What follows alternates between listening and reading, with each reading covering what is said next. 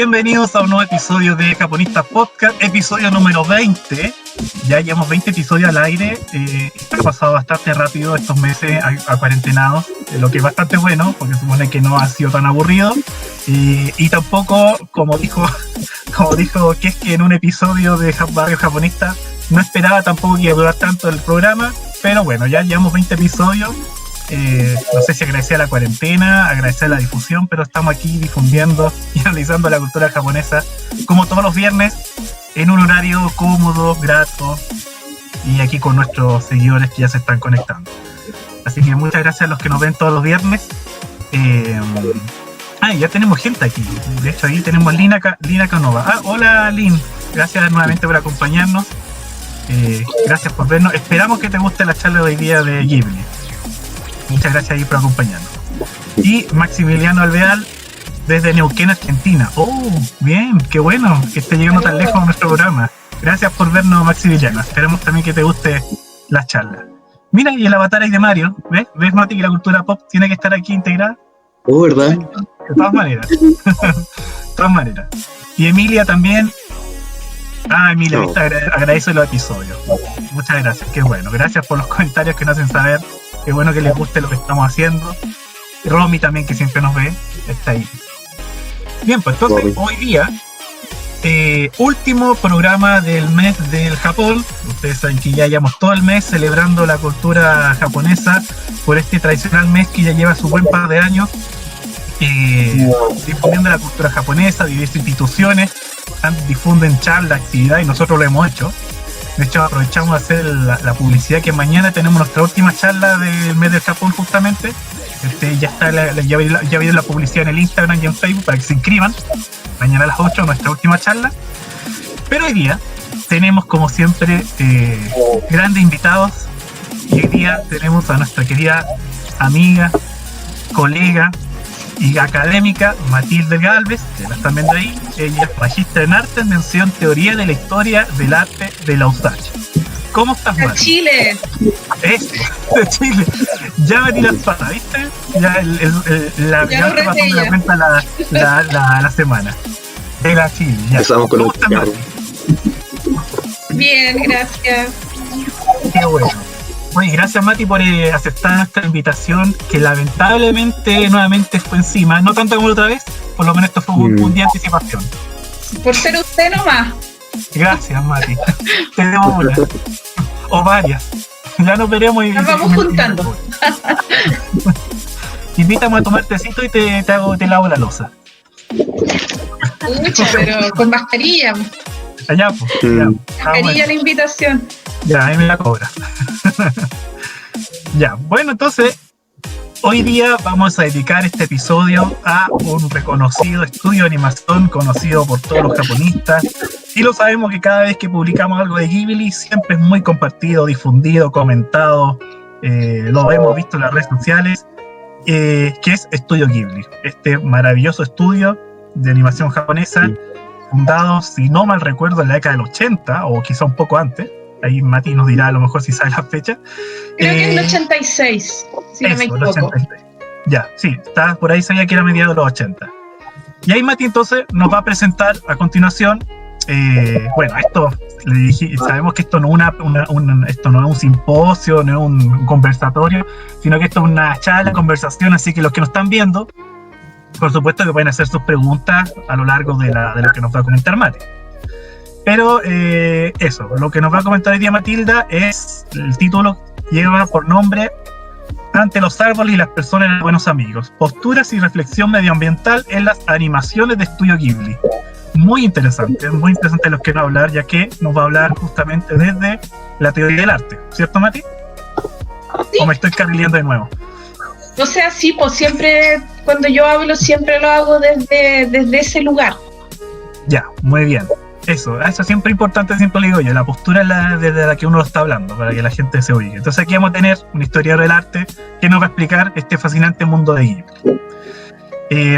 Y bueno, nos acompañan aquí, como ya ven, nuevamente nuestros japonistas muy adecuados para estos temas. Nos acompaña nuestra querida editora Andrea, ahí la están viendo, de Valparaíso, desde la literatura. Nos acompaña nuestra profe Meli de Artes, que también tiene que mucho que ver con el tema de hoy, y nuestro historiador José Pablo, que nos puede dar un poco de historia y contextualizar estas obras, por supuesto. Y entre nosotros entonces vamos a tratar de entender más el estudio Ghibli y vamos a tratar de dar vueltas mientras Mati nos expone su maravillosa presentación. Eso, no sé si algo más te voy a decir, Mati, o ya paso a compartir tus maravillosas diapositivas. Empecemos, pues. Ya. Bueno, muchas gracias a todos por asistir.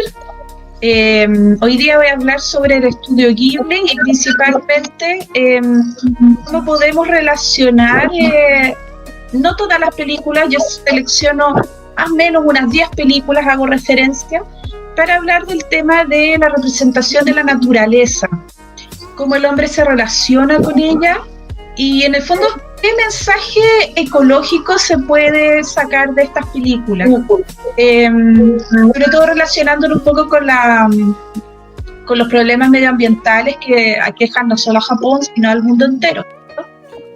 En este caso incluía alrededor, no recuerdo bien el número, 10 películas. Ghibli, ¿no es cierto? El estudio tiene alrededor de 22 películas en su acervo. Se agrega simbólicamente Náusica, ¿no es cierto?, a la cual también hago referencia, aunque fue realizada por los directores, pero antes de la fundación oficial del estudio. Si no me equivoco, Náusica es del 84 y el estudio se estaría formando el 86. Sus principales directores, ¿no es cierto?, el más conocido es Hayao Miyazaki, y también está Takahata, lamentablemente falleció hace poco, ¿no es cierto? Hago más referencia a las películas de Takahata en todo caso. Bueno, puse esta imagen más que nada como para hablar de los temas ecológicos en Japón. Tiene los mismos problemas que en muchas partes del mundo, ¿no es cierto? Inquietud por el tema de las energías renovables, ¿no es cierto? La contaminación, el reciclaje. Pero esa discusión se ha vuelto más tensa, digamos, en los últimos años, después del terremoto del 2011, ¿no es cierto? Que fue bien terrible. Murieron aproximadamente 16.000 personas, 3.000 desaparecidas, y hay otras muertes asociadas que fueron posteriores, pero en la zona del desastre fue muy dura la vida, entonces hay alrededor de 1.000 muertes más asociadas, entonces estaríamos hablando de 20.000 muertes en total. Y muy compleja la situación del terremoto, obviamente han hecho hartos esfuerzos por reconstruir, ¿no es cierto? Pero ahí lo más complicado, ¿no es cierto?, fue el desastre de Fukushima, de la central nuclear, y todavía tienen muchos problemas relacionados con eso. Entonces el tema de cómo convivir con la naturaleza se vuelve mucho más crítico, se vuelve un tema mucho más, ¿no es cierto?, discutido en la sociedad japonesa. A raíz del cambio climático, también en 2019 hubo una cantidad sin precedentes de tifones. Y hubieron muchísimas inundaciones, también hubieron muertos. Entonces creo que en 2019 hubo 2 eventos de tifones que deberían haber sido eventos de un siglo. O sea que pasa un tifón de ese tipo cada 100 años, y en 2019 hubo 2. Entonces es muy, muy alarmante. Entonces, bueno, es coherente con lo que estamos viendo estas semanas con el tema del calentamiento global, que los huracanes andan en las mismas, aquí en el Pacífico, en el Atlántico. Sí, no, desatado, total. Entonces, súper complejo. Lo interesante de Ghibli es que ellos están tomando siempre elementos de la cultura tradicional, muchos de sus referentes, ¿no es cierto?, cuando hablan de la naturaleza puede relacionarse con el Shinto, aunque de manera laxa, digamos, no están haciendo como una interpretación dogmática, pero es interesante porque eso se relaciona con el pensamiento como del hombre tradicional. Dice aquí una cita de Mircea Eliade, que es este gran teórico, ¿no es cierto?, con el tema del estudio de las religiones, que él habla en esta cita del hombre religioso. En este caso también puede entenderse como el hombre tradicional, que es el hombre como premoderno. Y dice aquí que para el hombre religioso el espacio no es homogéneo, eso es interesante. quiere decir que nosotros, ¿no es cierto?, vivimos en un espacio que es homogéneo, o sea, que yo estoy en mi casa, que después cuando podíamos salir más, ¿no es cierto?, voy a la universidad, me devuelvo. Claro.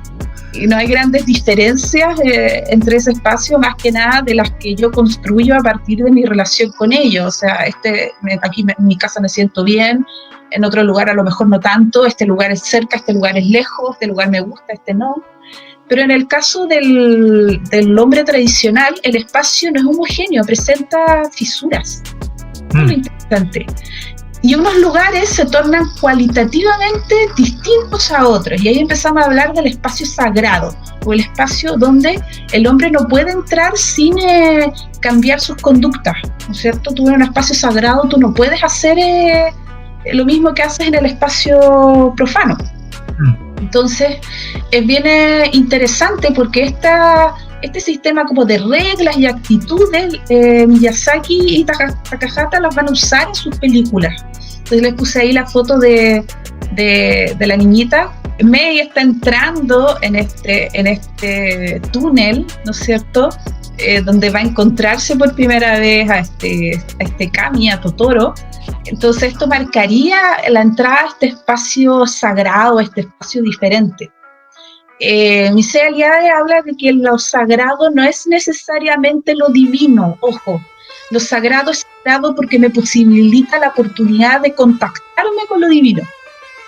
En ese sentido, por ejemplo, los espacios del Shinto, los santuarios hasta el día de hoy son ciertos espacios donde de partida, si bien las personas hoy en día en Japón no son 100% religiosas, hay actitudes que persisten. O sea, tú dentro del santuario, incluso tú como turista, tratas de alguna manera de seguirlo, de que no puedes hablar fuerte, no puedes tener una actitud como... No puedes botar basura, tienes que tener una cierta actitud de respeto si estás dentro del santuario. Y en general, por suerte, los turistas en Japón se aproximan de esa manera. Entonces ese espacio, desde el Tori, ¿no es cierto?, del portal en adelante, te habla de un espacio sagrado, donde tú te puedes contactar con los kami. Entonces en el templo Shinto, en el santuario, digamos que es como una especie de morada para el kami, de un lugar donde yo puedo orar, pero no es lo divino en sí, sino que representa este espacio sagrado o este lugar de comunicación. Entonces eso es interesante. Eso, según este pensamiento tradicional, el espacio está segmentado. Los espacios son cualitativamente diferentes. ¿Ya? Pues sí, Mati, eso es lo que estaba pensando, lo que tú nos decías. Eso sí, lo he visto en varias películas y se replica en varias. Yo creo que una de las más evidentes y una de las más conocidas aquí para la gente es el viaje de Chihiro. Y esto es de cruzar, claro. Cruzar los puentes, cruzar los portales, y ahí ya te está marcando un espacio sagrado, la transformación, el cambio de personaje. El tema de los bosques también, me acuerdo, Náusica, la princesa Mononoke, estar dentro del bosque es muy diferente a estar fuera del bosque. Ya te está marcando ese límite de los Perdón, el libro que estabas vinculando era el mito del eterno retorno, ¿no es cierto?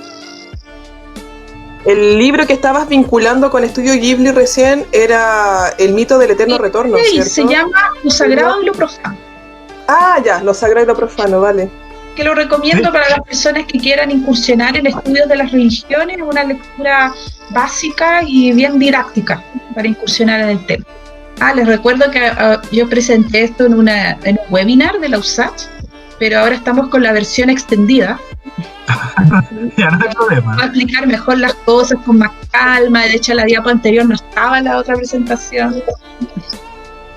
Bueno, si alguien nos están viendo, pueden preguntarle aquí a la profe Mati, por supuesto. Entonces, vamos a ver que en estas películas no hay un solo retrato, una manera de entender la naturaleza. Hay varias maneras, y estas maneras van a convivir. Entonces, una de ellas, la primera, es la naturaleza entendida como un otro, como algo ajeno al hombre. Estaría relacionado con esta idea de un espacio sagrado, un espacio donde el ser humano no puede tener las mismas actitudes o prácticas que en su espacio cotidiano. Y muchas veces incluso es preferible que no intervenga, que no tenga relación. Entonces hay muchos de estos espacios, por ejemplo, ahí salen las fotitos, yo voy a irme acordando, como decía Paulo, este espacio, este mundo submarino, ¿no es cierto?, muy profundo donde viene Ponyo, donde está este mago, que es el papá, que está como creando criaturas a través de conjuros. Es muy bonita la escena. Está este bosque sagrado, ¿no es cierto?, que aparece en Mononoke. Está este árbol donde la pequeña Mei se introduce, ¿no es cierto?, en la película Totoro. Entonces son estos espacios donde percibimos la naturaleza como un otro. Entonces tiene ciertas características. Es sagrado, es ancestral, hay que reverenciarlo en el sentido de que hay que tener el respeto. Y si se profana o si tú tienes contacto sin teniendo, por ejemplo, sin teniendo este respeto, pueden haber, ¿cómo se dice?, consecuencias negativas. En el Shinto es el tsumi, la mancha, que muchas veces se traduce como pecado, pero no me gusta tanto decir pecado porque es como un concepto como muy cristiano, digamos. Tiene una carga cristiana, justamente esa palabra. El tsumi es literalmente es mancha. Entonces es como pecado, sí, es como falta, pero tiene la gracia de que puede ser purificable. El Shinto trabaja mucho el tema de la purificación, ya sea espiritual, pensamientos, acciones, etcétera, o sea físico. Por algo a la entrada de los santuarios shintoístas está la fuente, ¿no es cierto?, para lavarse las manos, la boca. Tiene que ver con esta purificación simbólica para entrar al espacio sagrado. Y también tiene mucho que ver eso se refleja en la cultura, digamos, global japonesa, en esta ¿cómo se dice?, esta importancia de lo limpio. Claro. Japón es muy importante, entonces ahí está el tema de las costumbres de aseo, el tema de los baños públicos, las termas. Todo eso tiene que ver con viene tiene una raíz quizás muy lejana, pero tiene una raíz relacionada con esta idea de Shinto de purificación.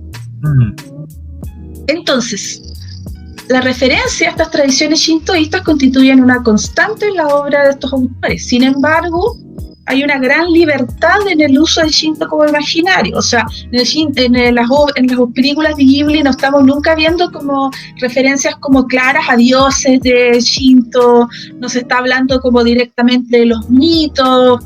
En el fondo lo que ellos hacen es una adaptación, lo usan como un imaginario. Entonces, en ese sentido hay una relación, pero a la vez hay que establecer cierta distancia, ¿ya? Y siempre hay presencia de personajes sobrenaturales, pueden interpretarse como kami. Hay interpretaciones que dicen que, por ejemplo, que Totoro sería un kami, ¿cierto?, de ese lugar. Los kami, por ejemplo, si uno asume acá que la gente está como muy enchufada con estos temas de cultura japonesa, pero no hay que asumir que las personas estén familiarizadas. Entonces un kami sería un espíritu, no tienen forma física, ¿no es cierto?, y son espíritus que pueden ser de la naturaleza, pero no necesariamente. También están los kamis, que son los espíritus de los animales, y también las personas, los seres humanos, al morir también podemos convertirnos en kami. Entonces, por ejemplo, durante siglos los emperadores fallecidos se veneraron como kami. Tú en tu altar familiar también veneras a tus antepasados como kami. Y el Shinto siempre ha sido que esta religión originaria, nativa, folclórica del Japón, sin texto sagrado, sin fundador, sin fecha de fundación. Se entiende más bien como un conjunto de prácticas que pueden ser bien heterogéneas. El Shinto siempre ha sido como bien regional. Entonces ciertos elementos de la naturaleza que eran percibidos por los hombres antiguos como especiales adquirían esta cualidad de seres sagrados, es decir, de comunicar con el mundo de los dioses. Entonces, por ejemplo, el monte Fuji se consideraba sagrado, pero el Shinto es muy regional. Entonces en tu lugar de nacimiento, un claro de un bosque, una roca especial, también podían ser consideradas moradas de kami. Además se habla de que en Shinto hay millones de dioses, porque por ejemplo uno tiende a pensar que hay un kami que representa al dios de los ríos, pero no es así. Este río tiene un kami y el río de 10 cuadras más allá tiene otro kami. Que eso sale en Chihiro, ¿no es cierto? Que ella se recuerda que ella se cae de chiquitita a este río y era ese río puntual, no era otro. Claro. Entonces, es muy regional el Shinto y en ese sentido puede ser muy diverso. Mati, o los guardianes del bosque que aparecen en la princesa Mononoke Pero Hime claro, también. claro. Entonces, la referencia con el shintoísmo que podemos ver en esta película, si bien son bien laxas, podemos ver que hay presencia de los kamis, hay unas nociones de naturaleza que son diferenciadas, ¿no es cierto?, sagrada, cotidiana, etcétera. Y más que nada ponen en evidencia como ciertos valores, más que nada es eso, como que piensen que son películas masivas, que saben que tienen un público infantil amplio, entonces el tema educativo, ¿no es cierto?, de enseñanza es muy importante dejar un mensaje. Y en ese sentido lo que se rescata del Shinto es como ciertas actitudes o valores que se considera que pueden ser buenos, por ejemplo, el respeto, etc. Siempre los kami y los humanos pueden interactuar, pero no de forma permanente. Tradicionalmente tú no puedes interactuar de forma permanente, porque el kami pertenece a un mundo y tú perteneces a otro. Eso no necesariamente sale tan así en Ghibli, lo voy a explicar más detalladamente en la diapo sobre Ponyo. Entonces, avancemos, Paul. Oye, Mati, una pregunta antes de avanzar. Dígame. ¿Qué tan consciente es Hayao Miyazaki con estas películas de cuántos shinto está poniendo o cuánto de manera natural pone? Porque yo he visto un par de entrevistas que él dice, o que han dicho que casi Hayao Miyazaki la película la va haciendo según lo que se le va ocurriendo en el momento. Entonces, ¿qué tan cierto, qué tan consciente es del contenido shinto que está? O no, o esto le sale de manera natural por ser japonés y nosotros le estamos poniendo atención a los elementos shinto. Yo creo que te respondiste solo. Efectivamente, lo que tú ves reflejado de Shinto es lo que los japoneses todavía tienen integrado o que sienten que pueden rescatar, pero ya relacionado como una cosa cultural. Lo que pasa es que yo siento que muchas veces a los japoneses les cuesta ver esas cosas, pero uno quizás las detecta porque uno las ve de afuera, po. En cambio, ellos hay ciertos como, si bien hay mucha gente que hoy en día no se considera shintoísta, que más allá del día del año nuevo, cuando tienen algún problema van a hacer un rezo al santuario, no tienen mayor relación con el shinto, sí hay ciertos valores que practican y se consideran importantes como a nivel como de la sociedad, digamos, como de la cultura. Y yo creo que son efectivamente justamente esos aspectos los que pueden verse reflejados en estas películas. Como te decía, no hay referencias a mitos shinto propiamente tal, no se menciona a Amaterasu, no vemos eso en estas películas.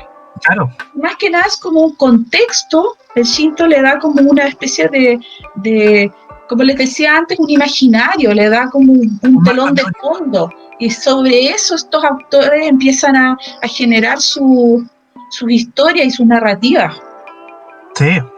Oye, me hace sentido todo lo que dice Mati, porque yo justamente hace un par de semanas atrás estuve en un conversatorio de Dragon Ball justamente, y analizamos también un discurso que habló el editor del manga original de Dragon Ball.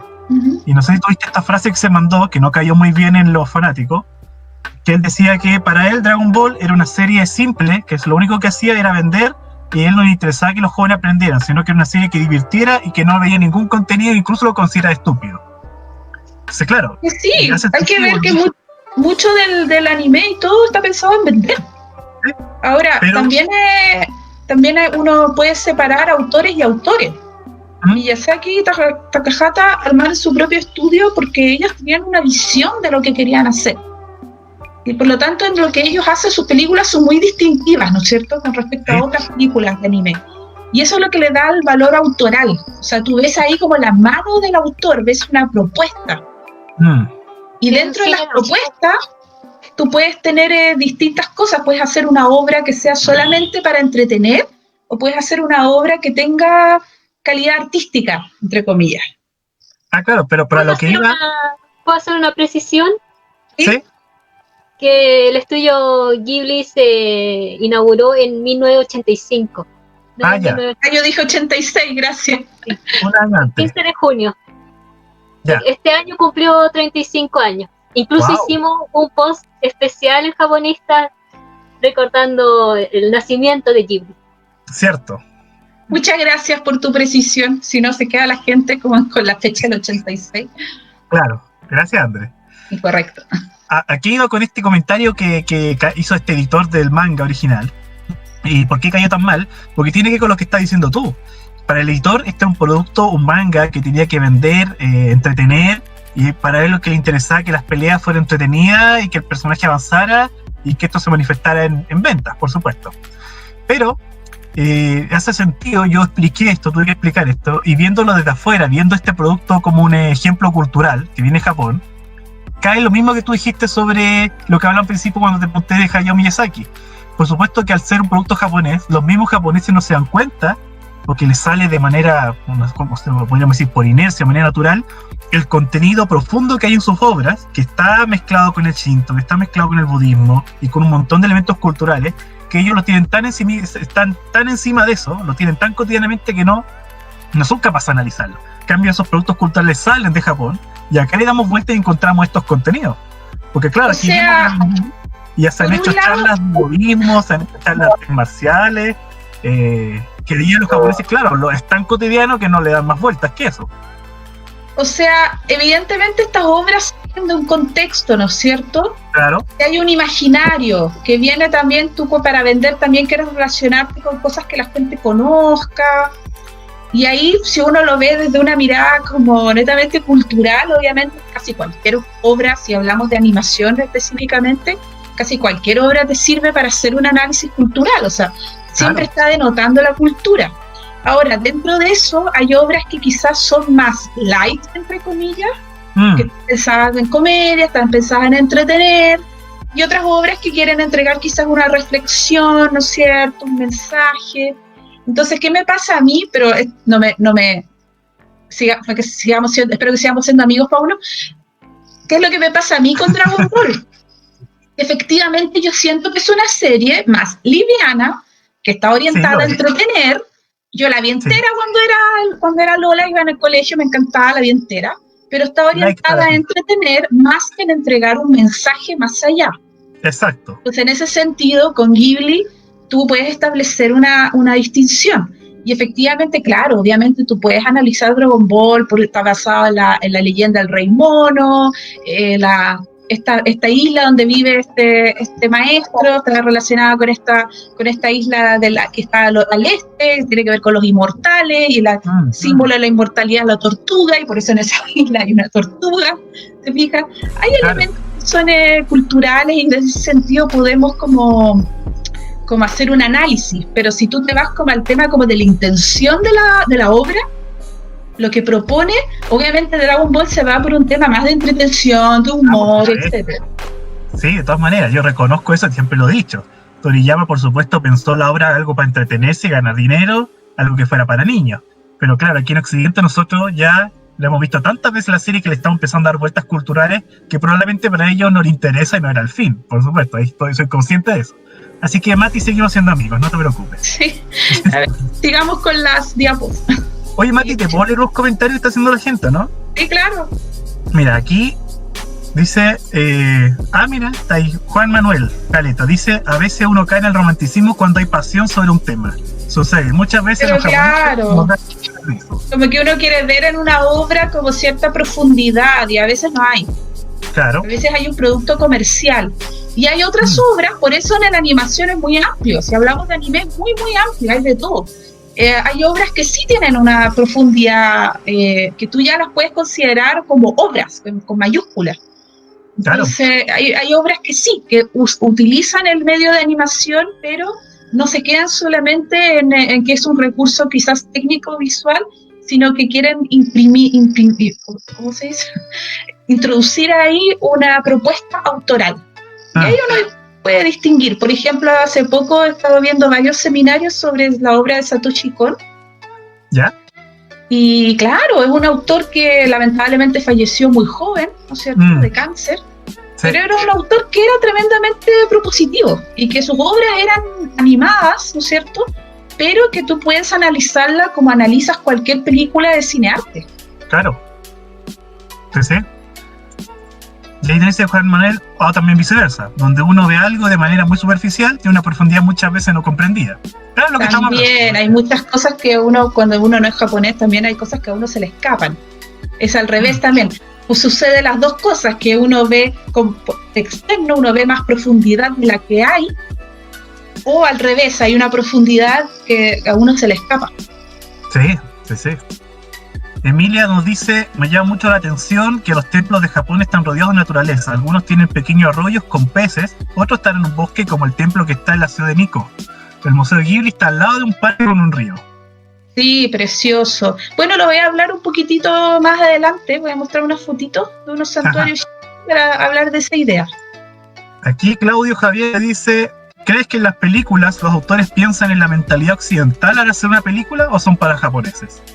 Yo tengo entendido en general que los estudios de animación en Japón en general están orientados, piensan más bien en un mercado local.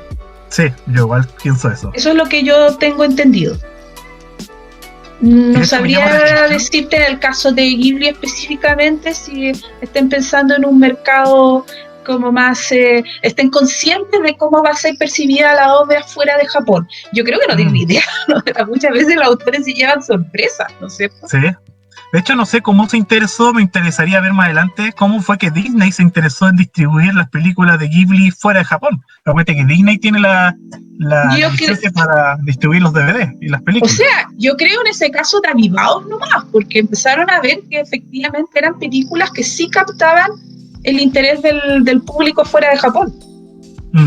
Pero yo creo que eso fue, cuando sucede eso, para los autores a veces es como una sorpresa. Creo que ahí hubo un productor que es amigo o es muy fan de Hayao Miyazaki, un productor de Disney. Y ahí hubo... Claro, además que Ghibli efectivamente ya tiene cierto estatus fuera de Japón. O sea, desde que ganó el Oscar y todo, ya está totalmente como... Sí. Exportado, y la otra pregunta, Mati, para que pueda seguir. Bueno, ahí dice, Gabo nos dice buen alcance el de Andre con respecto a la fecha, que decía que Ghibli del 85. En todo caso, los productores y directores pudieron haber previsto tanto el caos en la naturaleza que íbamos a crear. No sé si lo previeron. No, tampoco ahí. Pero, porque sí, imagínense, al final voy a hablar un poco, o sea, más adelante hablo un poco de Náusica y todo, que es un futuro post-apocalíptico que ahora nos hace mucho sentido, ¿no es cierto?, por el tema de la crisis medioambiental, pero que los japoneses ya lo vienen trabajando lo post-apocalíptico después de la Segunda Guerra Mundial, porque tienen todo este tema con la bomba atómica que alimentó mucho la cultura popular, mucho. A mí me encanta. No solo la cultura popular, también la literatura, el cine, muchísimas formas. Mati, Conan, El Niño del Futuro, también una obra Ghibli, una serie, que habla de esto, ocurre después de la Tercera Guerra Mundial, de hecho. Exacto, entonces las obras de arte en general siempre son comedias proféticas. Sí. Hay muchas que tienen la posibilidad como de adelantarse un poco, porque en el fondo son la oportunidad para mostrarte como futuros distópicos y que tú en tu presente puedas de alguna manera reflexionar. Bueno, también lo hace la ciencia ficción, por ejemplo, etcétera. ¿Sí? Entonces, esta diapositiva, déjame acordarme a qué iba. Si quieres retroceder para que te acuerdas, Mari. Era en el fondo hay muchos tipos de personajes que aparecen en estas obras. En general, aquellas personas que pueden relacionarse con el mundo de los espíritus, en general se considera que son como personas especiales, ¿no es cierto? Personas de corazón puro, por lo general, muchas veces asociados a los niños. Se ve en el caso de Ponyo, se ve en el caso de Totoro. Y en este caso, estos dos personajes comparten esta cualidad de que son en el fondo personajes de corazón puro, que actúan por hacer un bien a una comunidad y que incluso son capaces de sacrificarse a sí mismos por la comunidad. En ambas películas, y estas dos imágenes las puse juntas porque creo que tienen un diálogo, ¿no es cierto? En ambas imágenes, primero lo que hace Náusica es mitigar la furia de Lomu, y lo que está haciendo Ashitaka Estoy media. No me acuerdo. Ashitaka, creo que estoy media con demencia senil hoy día. El primero, él después tiene que matar a este jabalí, ¿no es cierto? Dios que se ha vuelto un monstruo, ¿no es cierto? Pero lo que primero le dice es como detente, no nos ataques, una cosa así, dice él. A Náusica sí le resulta, porque ella tiene este poder de comunicarse con los animales. Ambos personajes tienen este poder de interactuar con los animales, de lo que le llama el japonés de Jin de Chin, el contacto o comunicación de espíritu a espíritu. Entonces, en el caso de Náusica, en esta escena, ella logra pacificar a esta criatura, y en el caso de Ashitaka, él debe matarla en el fondo para terminar con su sufrimiento. Y ambos personajes logran, después de... por ejemplo, ¿cómo se dice? Purificar, ahí está de nuevo siempre el tema de la purificación, logran purificar el espíritu, por ejemplo, de estos dioses, animales dioses que están enfurecidos a través del sacrificio propio. Entonces, espero que las personas que están oyendo hayan visto las películas, porque estamos... O sea, un tremendo spoiler. Estamos tirando puro spoiler todo el rato. Hay una escena al final de Náusica en donde ella está entregando su vida y finalmente ocurre esta especie de, como de milagro en donde ella revive y final feliz, ¿no es cierto? Pero ella está dispuesta a sacrificarse por el bien de su pueblo. Y en el caso de Ashitaka, al final, cuando ya habían cortado la cabeza del Shishigami, ¿cierto? ¿Ves? Por eso hay que revisar las ponencias antes de... Hay que revisar las notas antes de hablar. Te faltan los post-it alrededor de la pantalla. Sí, me faltaron mis notitas. Bueno, cortan la cabeza de este dios y ahí, ¿no es cierto?, empieza a quedar las cubas Mononoke, que empieza a salir como esta especie como de lava, ¿no es cierto?, negra, que empieza a cubrir todo, empieza a morir el bosque.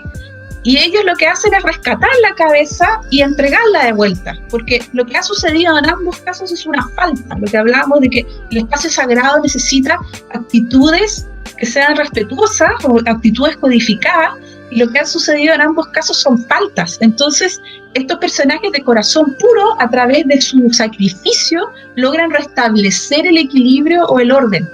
Entonces, se entiende su sacrificio como una especie de purificación. Cuando entregan la cabeza y son ambos personajes como, ¿cómo se dice? Como engullidos por esta masa, esta agua como negra, ellos piensan que van a morir. Finalmente no mueren, pero porque es una película y de alguna manera los finales son suavizados, no son a veces finales tan felices, pero son suavizados. Pero ellos están en una actitud en ese momento de sacrificio. Entonces eso... esta parte apuntaba a esta idea de que el espacio sagrado, si no se lo respeta, tiene consecuencias negativas y que puede ser purificado. En el caso de Ghibli, se trabaja a través de estos personajes de buen corazón, ¿cierto?, que son capaces de sacrificarse por un bien mayor. Ahí está, así como entre paréntesis, chiquitito, ¿no es cierto?, esta idea que se habla mucho del japonés, que es como esta idea colectivista. Sí. Que siempre está el bienestar del grupo por sobre el bienestar individual. Entonces, la presencia de seres sobrenaturales en estas obras, vemos muchísimos, en general pueden ser atribuidos, pueden interpretarse como kami. En el caso de Ponyo, con esta gran mamare, que es esta diosa, ¿no es cierto?, del mar, que es la madre de Ponyo, que es una figura maravillosa, ¿no es cierto?, las escenas en las que aparece, con estos totoros que son, pueden interpretarse también como unos kami, ¿no es cierto?, del bosque, donde llegan a vivir estas niñas. Ahí la única alusión que hice en este caso es Chihiro, con estos baños termales, ¿no es cierto?, de todos estos dioses que en el Shinto no se habla como de la forma física que tienen los dioses, claro, los kami. De hecho, el Shinto no desarrolló representación antropomorfa de los dioses, que es algo muy común en otras religiones, ¿no es cierto? no sé, porque tenemos en la India, ¿no es cierto?, tenemos una cachada de esculturas de los distintos dioses, ¿no es cierto?, hay un imaginario rico en eso. De hecho, hay una escena explícita en Chihiro que pasa eso. ¿Te acuerdas cuando los dioses están llegando a esta especie de hotel de los kami? Y lo único que se les ve es esa como máscara que tienen. Y a medida que van entrando, Claro, les va apareciendo el cuerpo, la forma física. entonces es bien interesante porque en el fondo eso les da a los autores mucha libertad creativa, como ya, ok, si los dioses tienen forma, ¿qué forma les damos? Claro. Y en eso el imaginario viene diverso. Incluso en Pompoco, que es una película que me fascina, que es de la guerra de los mapaches, creo que lo traducen, donde salen estos mapaches que supuestamente el mapache es un ser que tiene como estas cualidades de transformación física.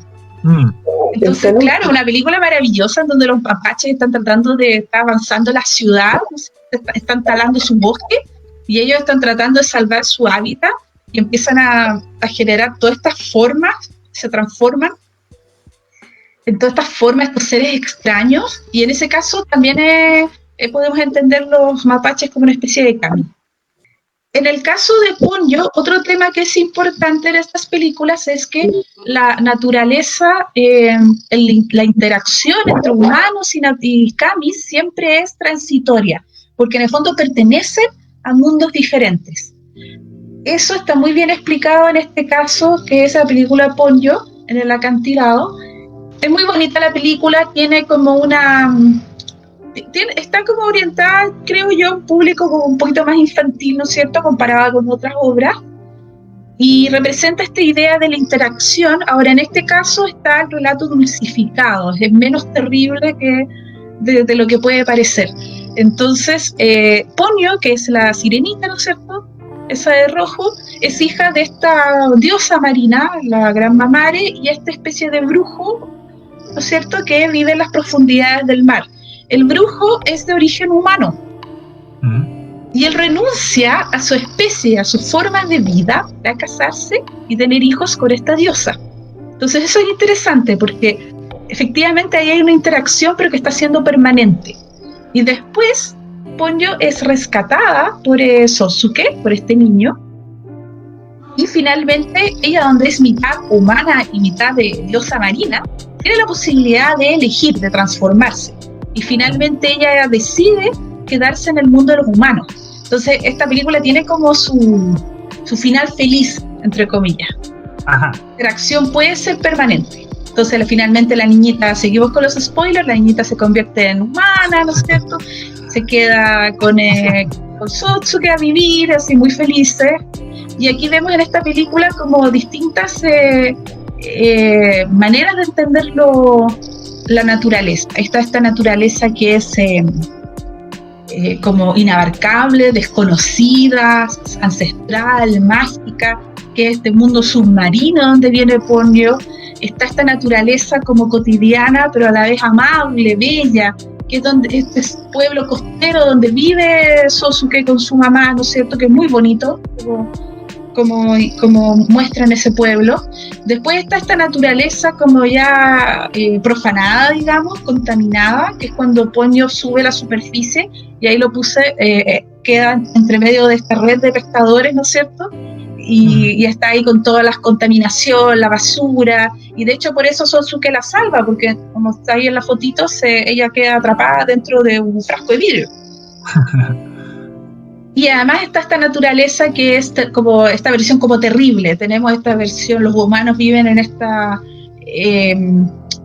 este mundo como amable, digamos, bello, ¿no es cierto?, pacífico, que es este pueblo muy, muy verde, a las orillas del mar, ¿no es cierto?, muy bonito. Pero la foto de abajo, el tsunami, es la naturaleza presentándose como terrible, como algo que no podemos controlar, que es más grande que nosotros, que es más poderosa que nosotros, que estamos a merced de ella. Entonces, si se fijan, estamos viendo la naturaleza, pero en distintas manifestaciones. Y hay una anciana, en el caso de Ponyo, que el niñito le muestra que la mamá trabajaba en el hogar de ancianos, ¿cierto? El niñito le muestra en el baldecito, miren, atrapé un pescadito. Y esta señora dice, no, es una criatura marina, no me acuerdo, una sirena parece que dice, y por eso nos va a venir una desgracia. Y claro, y ahí viene esta tormenta que arrasa con todo, ¿no es cierto? Entonces ahí está esta idea de que el hombre convive con lo sagrado, pero lo sagrado, hay ciertas actitudes o ciertas cosas que uno no tiene que hacer. Claro. Porque si no pueden venir como estas represalias. Profanación. Exacto. Te está diciendo Emilia y dice, claro, que son buenas estas películas, por supuesto. Son buenas, pues dan harta comida, dan harto para hablar. Mira, ahí los tanuki eran los mapaches que hablaban. Tanuki, en Pompoco. Y que apareció Los mapaches. Y aparece en esa película otra especie que también tiene características similares, muy representada en el periodo Edo, con muchos poderes mágicos, que son los kitsune, los zorros. Sí. Mira, y tú ya que hablaste de los finales, Mati, Juan Manuel... Spoileamos todas las películas. Oye, si se nos va la gente es porque quiere evadir los spoilers, y vamos a quedar hablando solo. Mira, Juan Manuel te dice, hablando de los finales en Ghibli, se amarra muy bien al concepto del final abierto, que se aplica en muchas cosas entre el arte japonés. Sí, es de no verdad. cerrar y dar paso a la continuidad, a los supuestos posibles, a los sugerentes. Es verdad. Hay finales que en Ghibli que no son muy cerrados, pero también donde son películas comerciales y relacionados con niños, hasta cierto punto también es a veces son finales un poquitito más acabados. En el caso de Ponyo, como que hay como un final como bien así, como, ¿no es cierto?, como final feliz. Sí. ¿No es cierto? Oye, Mati, justamente el sábado pasado, cuando te puse la encrucijada de si ir al lanzamiento del libro o a la charla que yo hice, hablé justamente de los finales abiertos del manga y de dónde viene un poco. De qué elemento artístico toma el manga esto y lo animé de dejar los finales abiertos, que a veces a los fans no les gusta, por supuesto. Que quieren un final, pero hay una intencionalidad detrás de eso. Claro, está muy bien trabajado en la literatura, el tema del final abierto, etcétera. A japonés les gusta mucho. Más que final abierto, los occidentales estamos mal acostumbrados como al final muy cerrado. Exacto, eso mismo dije yo. Al colorín colorado, el cuento se ha acabado y listo. Exacto, es que bueno, ahí estamos determinados por nuestra historia lineal, porque desde el inicio el occidente se acostumbró a tener un inicio, un desarrollo y un final, la linealidad. Exacto. Y perdimos estas historias circulares que no necesariamente tienen que cerrarse, sino que da paso para que comience otra nueva. Claro, porque Ghibli yo creo que dentro de todo da bastantes finales bastante concretos, digamos. No deja, creo yo, tantas cosas así como... No es como leer a Kawabata, que de repente tú decís, chuta, me falta la segunda parte del libro, ¿qué onda? Kawabata. No me lo peles, por favor. Es un aspecto encantador de la literatura japonesa. Como hijas amamos a Kawabata a morir, así que... Pues sí, la Mati, aparte de venir a spoilearnos las películas de Ghibli, nos está atacando a Toriyama, ahora atacó a Kawabata, nos está atacando a todos los idols. Kawabata no dulces. Después, ¿quién va a atacar después? Aquí les puse, yo creo que este personaje, brevemente voy a hacer referencia a este personaje de Sosuke.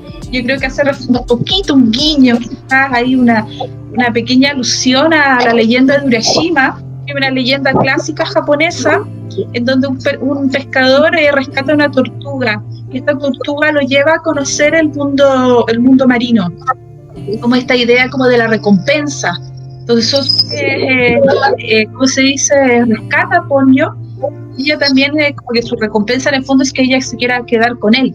Pero les digo que, claro, Ponyo está pensado quizás con un público más infantil, entonces un relato más dulce, más amable. Porque en el caso de Urashima es como bien terrible, porque él se cuenta la leyenda, bueno, hay varias versiones, pero que va como a este palacio submarino y se queda varios días y ve ahí como toda la maravilla de este mundo, y después tiene que volver a su casa, y a su casa han pasado 300 años y toda la gente que él conoce ha muerto. Y la princesa le había regalado una caja que decía nunca la abra. Entonces él estaba desolado, triste, solo, se había muerto toda la gente, no había nada que hacer, y decide abrir la caja. Y al abrir la caja se le vienen los años encima y se muere. Entonces sale un mensajito de la princesa diciendo, en la caja yo había guardado tu edad. Entonces eso habla de que la interacción entre estos kami y los humanos, nuevamente, La interacción es, ¿cómo se dice?, transitoria, y además tiene consecuencias. Entonces, el haber ido a este mundo submarino, él se había desaparecido del pueblo por 300 años. Y siempre tiene que haber un intercambio, parece. Si tú accedes al mundo de los Kami, tienes que dar algo a cambio. Exacto. Como les decía, Ponyo es un relato dulce, orientado a niños, creo yo. La que es mucho más terrible, yo creo que todos acá la han visto, es la princesa Kaguya, que es basada en este cuento clásico de El cortador de bambú, que es una niña que nace de un brote de bambú y que es criada por estos campesinos, pero es muy talentosa, ¿no es cierto? Es muy bella. Los viejitos campesinos saben que ella tiene un origen celestial y por ende ella es adoptada por el palacio y se convierte en una princesa. Pero finalmente viene este Buda. Es muy bonita la imagen, esta de las últimas escenas de la película. Viene este Buda a retirarla, a decirle: tú no perteneces a este mundo, tú quisiste venir acá, pero tú no puedes permanecer acá, tú permaneces a este otro mundo. Entonces es mucho más desgarradora la historia en esta idea de que estos encuentros entre humanos y seres sobrenaturales pueden realizarse, pero siempre tienen como los días contados. Que finalmente esta idea de que tú no perteneces acá, tú tienes que volver. La interpretación que hace Takahata para mí es muy buena, porque le da además a la interpretación de este cuento clásico, él le da una interpretación que es histórica, lo sitúa muy bien en el periodo Heian, y además hace una crítica de los roles de género, en cuanto a cómo debía comportarse una mujer en el periodo Heian, y una crítica social, porque ella viene de este mundo del campesino y va hacia el mundo de la corte, digamos, el mundo aristocrático. Y ambos mundos los presenta con sus ventajas y sus desventajas. Entonces ella, cuando es princesa, ella añora su infancia en el campo, el ser libre, el jugar libremente, ensuciarse, toda esa cosa así como espontánea, bonita, pero también muestra que cuando ella ya creció y se reencuentra con su amigo de la infancia, muestran de que ellos son pobres, de que ellos a veces tienen que robar comida porque no tienen para comer. Y en el lado, digamos, de la nobleza, la parte bonita sería toda esta cosa lujosa, la posibilidad de poder aprender música, de poder escribir, de vestirse con kimonos muy bonitos, pero a la vez es una vida, la parte, digamos, negativa, es una vida con muchas restricciones, y ella tiene muchas dificultades para adaptarse, no quiere que le depilen las cejas, no quiere que le pinten los dientes de negro, le cuesta adaptarse, que ella no puede ya ser libre como era en el campo, tiene que comportarse de una manera, saludar, andar derecha, vestirse así, sentarse así, etc.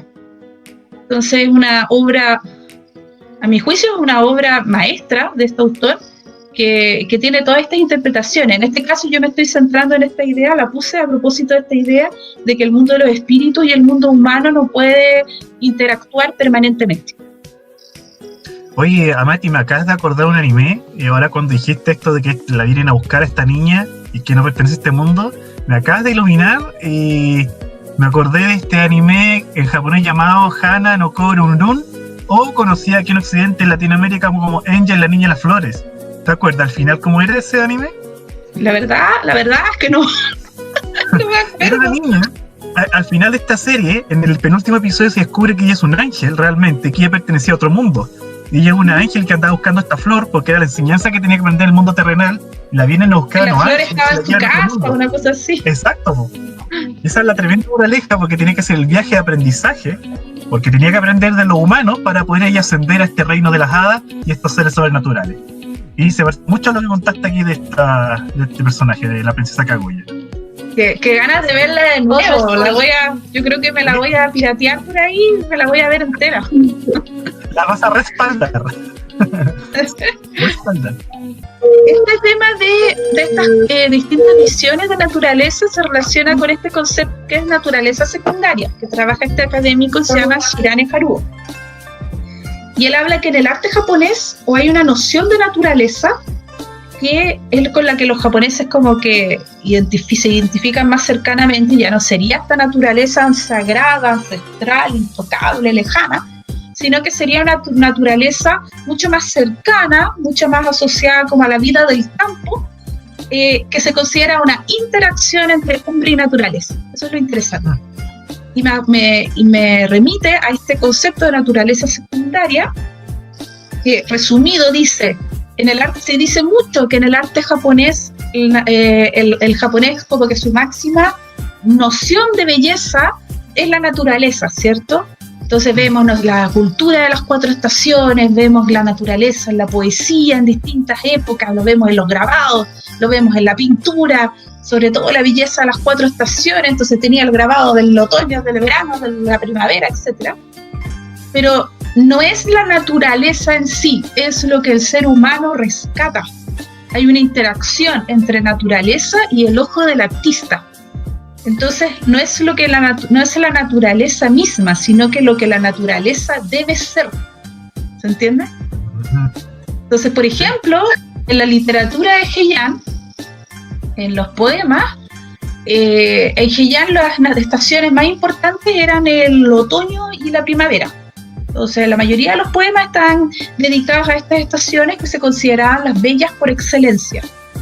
Y el verano aparecía, pero aparecía poco, porque el invierno. Y en el caso del verano, por ejemplo, uno podría decir que la poesía podría hablar del calor del verano, por ejemplo, ¿no es cierto? En el verano hace mucho calor en todas partes. En Japón, sobre todo, es terrible el verano. Y una vez estuve y me moría, un calor y una humedad espantosa. Entonces, al menos en el libro de la almohada, disculpa, la Seichoga Dragon siempre describe el verano como algo que no es agradable. Yo estoy repasando el libro de la almohada y siempre me doy cuenta que justamente lo que evoca ella es siempre el follaje de los árboles en otoño, cuando la hoja se cae, cuando florecen los cerezos, los ciruelos. Eso es totalmente Heian, claro, que era la estética de ellos. Claro. Sí. ¿Qué pasa en el tema de la poesía? Entonces, por ejemplo, hay poemas de ese periodo que hablan del verano, pero no hablan del calor desagradable, hablan de las noches de verano. Claro. Las noches de verano son lo agradable del verano porque son frescas. Entonces, y hay un poema que dice, no me acuerdo textual, pero dice como que la noche de verano se me hace corta.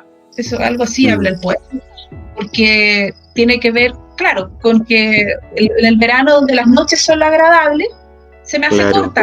Quisiera más disfrutar de esta frescura. Sí, muy interesante eso. Mira lo que he aprendido hoy en día. Pondré más atención entonces cuando le hagan esa joda al verano y al invierno. Aquí les puse una fotito de un jardín japonés que conozco, que le tengo harto cariño, que está en Hakone, y que se ve esta idea como en el arte, porque la jardinería en Japón también es un arte, se ve esta interacción entre hombre y naturaleza. Todo lo que ustedes ven está construido, esas tremendas piedras, ese arroyo, esa quebrada, que se ve como muy natural, etcétera. Esto fue construido, obviamente con un ojo muy, muy bueno, que lograba como recrear, como darle como este espíritu, esta viveza de la naturaleza. Entonces está construido por el hombre, y si ven los arbolitos, digamos, los arbustitos, está todo podadito, se fijan, o sea, hay una intervención permanente, pero también es naturaleza, también vemos ahí manifestarse la naturaleza, se ven las 4 estaciones, cambia con el tiempo, hay insectos, tiene los aromas de la naturaleza, las plantas obviamente está todo vivo, entonces digamos que hay naturaleza. Pero hay una naturaleza que es mediada por el hombre. Y ahí entra este concepto nuevamente que es de Haruo Hirane, que es naturaleza secundaria. No es la naturaleza en sí, sino que la naturaleza co-creada con el hombre. ¿Ya? O sea, es algo opuesto a la idea que tenemos acá occidental de crear el paisaje. Nosotros seleccionamos, intervenimos y que hacemos un paisaje, pero es intervención más artificial y de controlar la naturaleza. Aquí hay algo más de convivencia y armonía, ¿o no, Mati? Sí, y de hecho en Chile tenemos una visión de naturaleza. Cuando yo trabajaba en la Fundación Okada, le preguntaba esta cuestión mucho a la gente, entonces me hice como una idea. Pero yo les preguntaba, ¿qué es para usted naturaleza?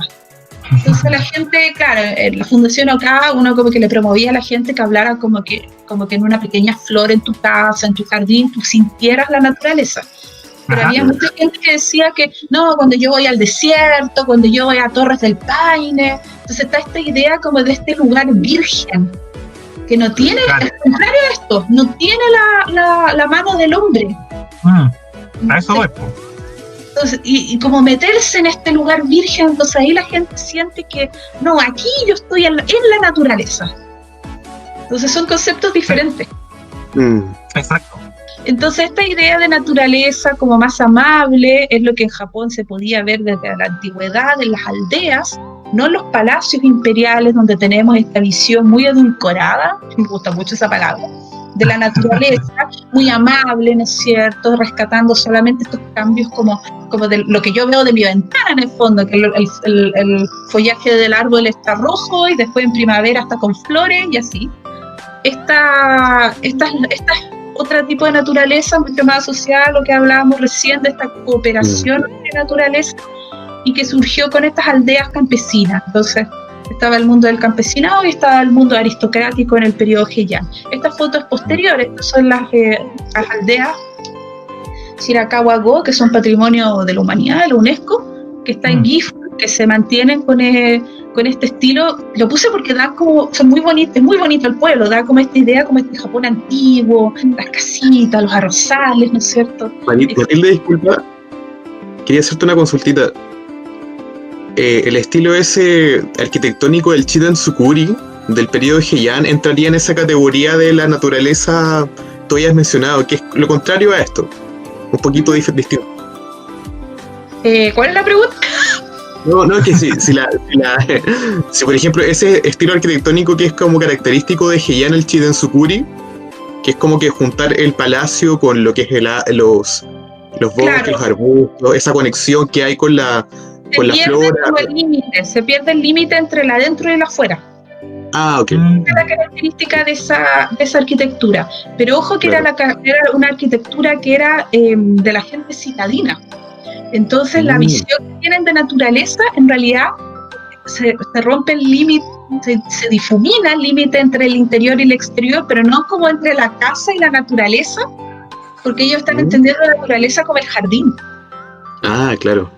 Para ellos la naturaleza es eso, son los jardines. Y tenían estos grandes jardines con lagunas, muy basados en la geomancia china, había mucha influencia en esa época, no sé, de Feng Shui, pero hacían esos grandes jardines porque bueno, las mujeres podían pasar años sin salir de su casa. Entonces tener un buen jardín era lo que te permitía como estar en contacto con este cambio estacional, si no estabas ahí medio frito. Era un reloj natural que uno tenía ahí cerca para ubicarse en qué estación estamos. Claro, y poder ver un poco de naturaleza. La gente de Heian, la gente como de aristocracia, de esta clase alta, digamos, salían muy poco, sobre todo las mujeres. Las mujeres no podían ser vistas en público, entonces salían a la calle en carruaje. En estas, ¿cómo se llaman? Como carruajes, pero que son llevados por personas. Claro, estos carritos de 2 ruedas que son cargados por una persona, sí, cuyo nombre no recordamos. No, son unos que son sin ruedas, que lo cargan como 4 personas. Verdad, sí. Como palanquín, algo así se llama. Creo que esa es la palabra. Y las mujeres tenían que ir adentro y tenían que ir con la cortina cerrada porque la gente común no les podía ver la cara y usaban mangas de kimono muy largas y las mangas las tiraban por fuera de la ventana. Entonces era una manera de no mostrarse, pero era la única manera de decir como aquí voy yo y yo tengo gusto. En la película La princesa Kaguya se ve todo eso. Sí, yo le di esa película históricamente es muy buena. Sí, es maravillosa, es hermosa. Debió ganar el... Pero siempre... De hecho, los pretendientes que decían que ella era tan bella, era como que se rumoraba que ella era muy bella, porque en realidad no le podían ver la cara. Cuando llegan a conocerla, la tienen detrás de una cortina de bambú. Sí. Mira, ahí te aporta algo con Manuel. Dice, el concepto del jardín paradisíaco entra con el Chidan-zukuri. Es que el Juanma va a ser tu próximo invitado, porque él sabe mucho de jardín. Bueno, lo invitamos de nuevo, ningún problema. Juan, nos invitamos, por supuesto. Entonces, esta naturaleza secundaria, donde interactúa hombre y naturaleza y generan algo nuevo, está muy bien representado también en las películas. Entonces, por eso les decía que hay más de una naturaleza. Está esta naturaleza sagrada, distante, digamos, y esta naturaleza que es amable, que es armónica, donde hay convivencia. Lo vemos en estas villas que eran las que, antes de que llegara a la ciudad un poco, lo vemos en este Valle del Viento, donde vive Náusica, ¿no es cierto? En este pueblo campestre donde viven las niñitas en Totoro, en este pueblo de donde viene Ashitaka, de Mononoke Hime, ¿no es cierto? Entonces se ve muchísimo este tipo de naturalezas, y donde está mejor representado, encuentro yo, esta idea de esta naturaleza de convivencia y de interacción con el ser humano en esta película maravillosa que se llama Moi de Poroporo. Me encanta esta película. Maravillosa, realmente. Yamagata. Y sale este personaje, esta chica, que ella tiene esta visión como muy romántica de lo que es vivir en el campo, y para ella el campo es la naturaleza, y ella se pide vacaciones y va a hacer voluntariado en el campo, le encanta. Sale ahí como recolectan estas flores, y sale todo el trabajo que ellos hacen de aplastarlas a mano, ¿no es cierto?, con los pies. Después las tienen que poner a secar en unas estirillas. Incluso hay una escena donde empieza a llover y tienen que guardarla. Entonces lo interesante de esto es que te muestra esta vida del campo, pero sí, yo considero que sin idealizar demasiado, porque dan a entender que es un trabajo muy duro. Incluso dice ahí la narración de que esa flor roja la usaban antiguamente para hacer maquillaje. El cártamo. El cártamo. Eso. Ese de ahí se saca el pigmento. De Yamagata. Sí. Y sí, esta película está ambientada en Yamagata, correcto. Sí. Y sale ahí en una frase que dice que hay una leyenda que cuenta que las flores se tiñeron rojas por la sangre de las campesinas que tenían que cosecharlo. Y decía que rabia deben haber sentido las campesinas, porque ellas jamás podrían comprarse un labial hecho con el fruto de su trabajo, porque para ellas era caro. Entonces es interesante porque no idealiza tanto, lo muestra como algo muy bello, muy noble el trabajo en campo, pero no sin idealizarlo en exceso, y siempre haciendo como estas referencias, estos tips sociales. Aquí hay una cita de la misma película, la voy a leer. La gente de la ciudad ve los árboles y los ríos y se siente agradecido por la naturaleza. Es verdad, porque cuando uno va al campo uno siente eso. Pero todo lo que ves lo hizo el hombre. Y sale ahí el del diálogo, ese bosquecito de allá lo plantó el tatarabuelo de alguien, etc. La humanidad enfrenta a la naturaleza y recibe de ella. Ellos evolucionan juntos y crean este escenario.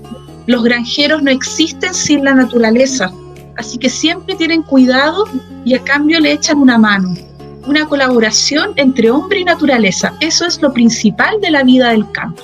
Bueno, ahí está lo que decía de naturaleza secundaria, esta naturaleza que es colaborativa, ¿no es cierto? Y se mantiene porque la gente de campo tiene un pensamiento, un estilo de vida mucho más arraigado a la cultura tradicional, aquí en Japón y en la quebrada del ají. Y salen referencias Shinto, pero no es Shinto propiamente tal, sino que como referencia al estilo de vida de estas personas. Les puse este fotograma que es muy bonito, donde se ve ahí unas señoras conversando y se ve el tori. Entonces, claro, este espacio marca la entrada. Dentro de este espacio cotidiano también tenemos este espacio sagrado. Entonces ese lugar es un lugar de reverencia, ¿no es cierto? Y no es cultivado, no es intervenido. Está eso también en nuestras culturas tradicionales. Los Aymara tienen un rito que se llama el pago a la tierra, donde todos los años, en el mismo lugar, cavan un agujero, ponen ofrendas de alimentos, pete, otros elementos que en este momento no me acuerdo, y también ponen ahí unas notas en donde se pone lo que yo agradezco a la tierra y lo que yo le pido. Y ese lugar queda consagrado y se tapa, y en ese lugar no se cultiva, no se hace trabajo del campo. Entonces ahí hay una relación, esta idea de aliada de que el hombre tradicional, el espacio no es homogéneo, sino que está segmentado. Ahí hay un ejemplo de cómo en la vida cotidiana, en el trabajo en el campo, tú tienes esta presencia de lo sagrado. Me llama la atención el tori que sale ahí, el dibujo del tori, porque siempre que aparecen Tori en las imágenes son bien rojos y son bien llamativos y siempre están en como lugares bien turísticos. Pero me he fijado que los Tori que están como sin pintura, están como el que sale en el dibujo, están más en lugares más rurales o lugares que no son tan turísticos. Y aquí casi es más de pueblo, pues, es más rústico, no sé cómo explicarlo. ¿Se fijan? Como... Sí. Bueno, antiguamente los Tori no eran pintados. Con el tiempo empezaron a adoptar, ya cuando entró el budismo, etcétera, empezaron a sofisticar su arquitectura y empezaron a adoptar el color rojo. Pero el más antiguo de arquitectura Shinto es el que está en el ejemplo del santuario de Ise, y es un estilo que es muy recto, que no tiene curvaturas, en donde la madera está sin pintar, está al natural, y eso antiguamente relacionado con el Shinto se asociaba más con lo sagrado.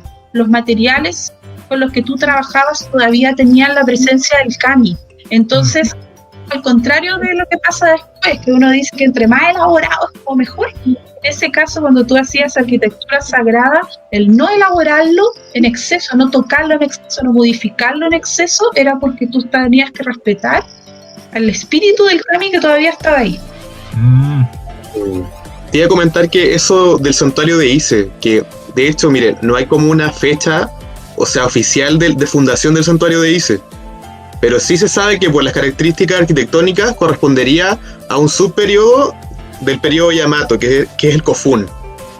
Y entonces como que ese periodo del Kofun, que va aproximadamente desde el 250 después de Cristo hasta lo que es la llegada del budismo a Japón, que es en el siglo VI después de Cristo, esa cultura era un poquito más, por así llamarlo, obviamente no generalizo, no establezco que era como tal, pero más virgen, más autóctona. Pero luego, cuando ya llega el budismo a Japón desde China y Corea, y se establece lo que es el periodo Asuka, ya esa arquitectura se va permeando. Pero claro. De influencias de China, de Corea, etcétera. Y entonces es que no solo llegó el budismo, llegó la escritura, llegó la manera de gobernar, llegó la medicina, llegó una pila de cosas. Me hacía sentido eso que decías tú de que antes, ¿cómo se llama? Estas construcciones tenían otras características, ¿sí? Exacto. Sí. Bueno, Ise se mantiene así tal cual porque es como el más tradicionalista, el más sagrado, etcétera. Pero también es porque Ise se renueva cada 20 años se quema y se vuelve a construir el santuario. ¿Qué pasa? Y eso ha logrado que se mantengan como las técnicas de construcción, el estilo, etcétera. Entonces aquí en esta diapo está también esta idea de convivencia, está lo que sucede en Pompoko, que son estos mapaches que ven que están destruyendo su ciudad, su bosque por la ciudad, y se ve en la primera foto cómo era el lugar originalmente. Después ellos, donde tenían estos poderes mágicos, regalan a las personas que viven ahí, en la segunda diapositiva, en la segunda foto, una imagen de cómo era este lugar antes, que era bonito, que era verde, que era diverso, etcétera. Pero es una ilusión creada por los mapaches, porque después en la tercera foto lo que ellos están viendo es típicas construcciones nuevas que tiene el edificio, y al lado tienes un cerro pelado, porque cuando hay mucha construcción, la naturaleza alrededor se resiente. Entonces el paisaje verdadero que tenía esta gente es este cerro pelado. Y después ven que en la última diapo narra ahí el que narra la película que esta ciudad aprendió a convivir con la naturaleza, dejando ciertos espacios de bosque para que los mapaches pudieran seguir viviendo. Dice que los mapaches ya no vivían como antes, que igual la vida era difícil, que de repente tienen que seguir yendo a la zona de los humanos en búsqueda de comida, pero que de alguna manera logran sobrevivir. Entonces ahí está el mensaje, el tema de la convivencia.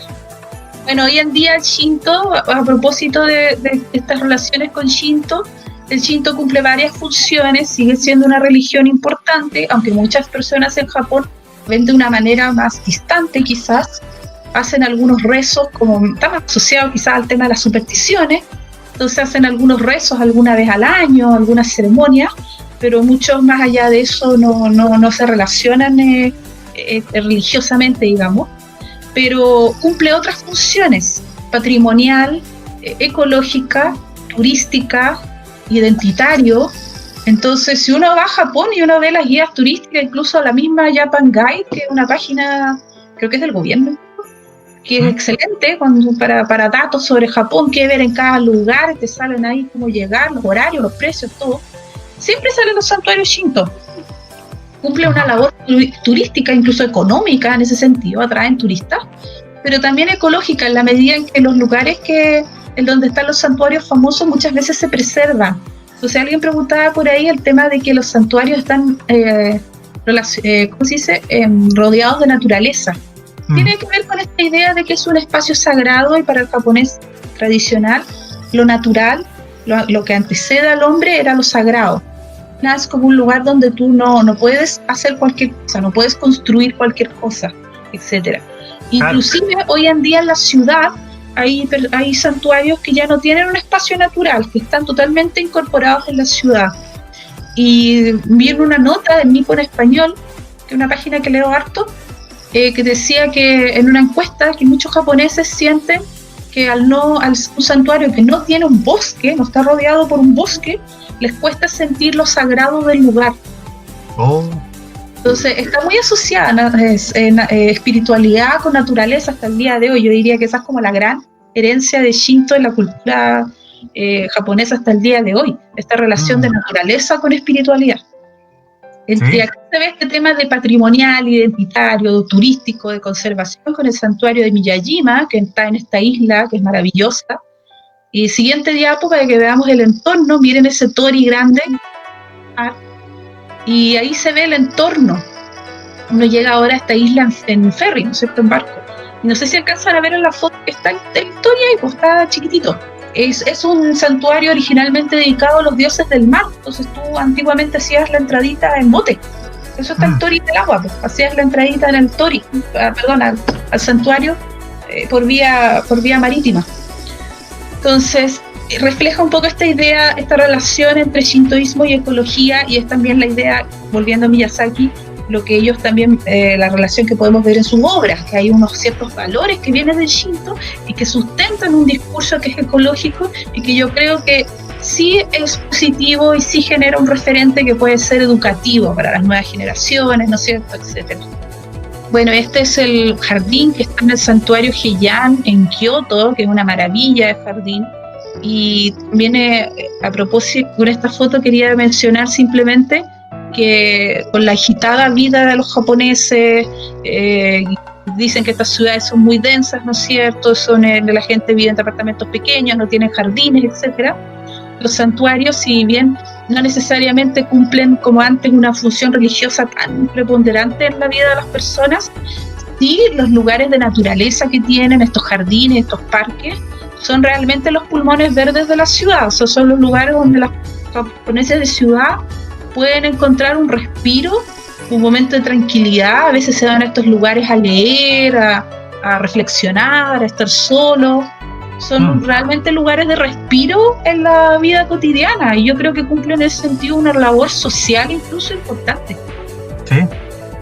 De hecho, los jardines japoneses que hay aquí en Chile, en parte fueron planteados por eso. Yo he escuchado ahí de la comunidad japonesa que fueron regalados en parte para eso, para aislarse un poco de la vertiginosa vida en la ciudad. Claro, porque además estos jardines, cuando están bien hechos, bueno, Juan Manuel sabe mucho más que yo, cuando están bien hechos generan un interior. Eso es súper importante. Pones en la orilla más densidad de árboles, hay distintas técnicas para hacerlo, pero tú tienes que sentir, porque a veces tú acá estás en un jardín y como que estás en un espacio verde, pero no tienes como esa sensación de interior. Acá tú entras, estos son jardines antiguos, ¿no es cierto?, que están así como bien asentados, etcétera, pero tú entras y tú sientes que estás en otro espacio. Alguien tiene que generar un interior. Es una característica importante, y eso hace que las personas más, cuando van, más te ayuda a que tú te desconectes de tu estrés, de tus problemas, de cualquier cosa. Claro. Bueno, el santuario de Meiji tiene que está en pleno Tokio, en Tokio Central, en un terreno que es carísimo, este tremendo parque. Y este parque tiene una parte de santuario, y ese santuario tiene este jardín que es muy bonito, que es un espacio que se respeta. y que de alguna manera conecta al japonés con lo sagrado. Oye, pero el parque en general, el grande, se llama Yoyogi, se planteó en un principio, es un bosque construido artificialmente, o sea, se plantó, y se planteó en un principio que como parte de este santuario, pero hoy en día hay una zona que forma parte del santuario Meiji, que sería el santuario dedicado al emperador, ¿no es cierto?, del periodo Meiji. Ujú. Y incluso, por lo tanto, cuando tú entras, haces el recorrido por el bosque, te lleva a este santuario, pierdes la idea de que estás en la plena ciudad y tienes esta idea como de estar inmerso en la naturaleza. Y ese bosque, la parte como más sagrada, digamos, no la parte de parque, la parte más que forma parte del santuario, incluso es un bosque al que tú no puedes ingresar caminando, o sea, funciona como un entorno, pero no puedes ingresar. Entonces ahí está de nuevo esta idea de lo sagrado. Lo más divertido es que el parque Yoyogi tú llegáis desde la estación Harajuku. O sea, yo cuando llevé a unas amigas, fuimos a conocer el santuario, nos sacamos bonito, los árboles preciosos, el jardín y todo, y después te devuelves a la estación, te vas al otro lado, hay Harajuku, Takeshita Dori, las lolitas, y es como, ¿qué pasó aquí? Es como, de verdad, es como otro planeta. Muy impresionante. O sea, habéis logrado esto de la integridad del parque. Sí. Y totalmente inmerso en la ciudad, en un terreno que yo les digo que es carísimo. O sea, tú construías ahí, te hacías la América, pero no, se respeta. Uy. Entonces, hablando de Náusica nos pone en un imaginario post-apocalíptico, ¿no es cierto?, donde está este Fukai, que es tóxico, que está como de alguna manera comiendo todo todo como el mundo alrededor, y los humanos están asentados en pequeños pueblos, ¿no es cierto?, que todavía sobreviven, pero después, seguimos con los spoilers, se da a entender de que este Fukai, Náusica, de hecho, que es la heroína, ¿no es cierto?, de corazón puro, que tiene esta conexión con los animales, que ve más allá, etcétera. Ella logra entender que finalmente este Fukai es un mecanismo de purificación, de nuevo está el tema de la purificación, de purificación de la tierra, de la contaminación que generaron los mismos humanos. Entonces eso es interesante porque en ese caso, este bosque también puede interpretarse como un bosque sagrado, como es el mundo submarino de Ponyo, como es el bosque sagrado de Mononoke, etc. Pero en este caso, no solamente el ser humano tiene que andar con cuidado, sino que además es tóxico. Entonces, el mensaje que está ahí es que el bosque es sagrado y no necesariamente porque sea tóxico para los humanos, es que eso no está cumpliendo una labor en la naturaleza. Entonces, la naturaleza es mucho más amplia que la mera existencia humana. Y en ese sentido, este bosque, aunque sea tóxico y lleno de estas criaturas, etcétera, monstruosas, estos insectos gigantes, puede también ser un bosque sagrado. Y estos hongos, que son estos grandes, no sé qué son como unos bichos, ¿no es cierto? Estos grandes bichos, que son los que cuidan este bosque, pueden ser considerados también como unos kami. Entonces es bien interesante la vuelta de tuerca que le da esta película al tema. Siguiente, para mostrar las dos imágenes. Aquí es bien interesante, les puse las mismas películas, arriba y abajo, el mundo sagrado y el mundo cotidiano de los humanos, y es muy bonito como visualmente cómo se da esta como digamos, esta especie de yin-yang, ¿no es cierto? La dualidad. Esta dualidad, gracias. De que el espacio sagrado, ancestral, el cual el humano puede ingresar, pero con mucho cuidado, con ciertas reglas, se presenta como un lugar misterioso y remite a la oscuridad. Y el mundo de los humanos, esta naturaleza amable, donde el ser humano interactúa con la naturaleza y colabora, es el lugar de la luz. Sin embargo, no hay luz sin oscuridad, y estos lugares como aptos para los humanos no pueden sobrevivir, o sea, tienen un origen en estos lugares sagrados. Entonces eso también en el yin-yang, en el taoísmo, lo oscuro, la parte como el típico simbolito, no sé si ustedes han visto, de los dos colores y los dos puntitos, lo oscuro se asocia a lo femenino, pero también se asocia al origen. ¿Y por qué lo oscuro es lo femenino? Porque es una energía yin que no es que no sea energético o pasivo, sino que es una energía que es contenida, que es hacia el interior, En cambio, yang se asocia con lo masculino y es una energía que es expansiva, que es a lo exterior. La energía yin es una energía que es suave, pero que es continua. Entonces, se dice, por ejemplo, que la tierra es yin y que puede contener la vida. Entonces, se dice que, por ejemplo, que la tierra es como el útero de las mujeres, como el útero materno. Entonces, es un lugar oscuro, pero que a través de una gestación muy lenta, tú puedes, por ejemplo, crear una guagua. Y de la misma manera, la tierra puede acoger las semillitas y puede crecer vida nueva. Entonces siempre hay asociaciones de la oscuridad con lo femenino. Y eso es interesante porque en estas películas también está operando esa lógica. Siempre este lugar como sagrado, es un lugar de oscuridad. Eso me llama la atención. Sí. Algo que te iba a decir de que el tema de la luz, que como que mencioné ahí, que también lo que vemos abajo en los paisajes, como tú bien dijiste, humanos, abunda la luz porque también son paisajes, efectivamente son lugares intervenidos por la humanidad y los humanos estamos acostumbrados a ver la luz. Entonces aquí tenemos acceso a luz, en cambio arriba tenemos una luz más opaca, menos luz, porque está más equilibrado en el fondo, porque no hay un lugar no intervenido más sagrado. Yo siento que tiene que ver como con una ida al origen. Sí, también. Y como de lo invisible, lo que no se ve. Lo yin tiene una energía que es como muy potente, pero que es invisible. Claro. El yang es más luminoso y es como una energía como más visible, más de las acciones. ¿Sabes? Exacto, a eso iba, porque justamente... Esta es una volada que me pegué yo por si acá. Esto no está en ninguna parte, no lo saqué en ninguna parte, puede estar equivocado, pero... Por ejemplo, que me llamó la atención porque ya funciona desde el punto de vista visual, de que el autor decide que estos lugares mágicos, sagrados, son lugares oscuros, y eso me llamó la atención.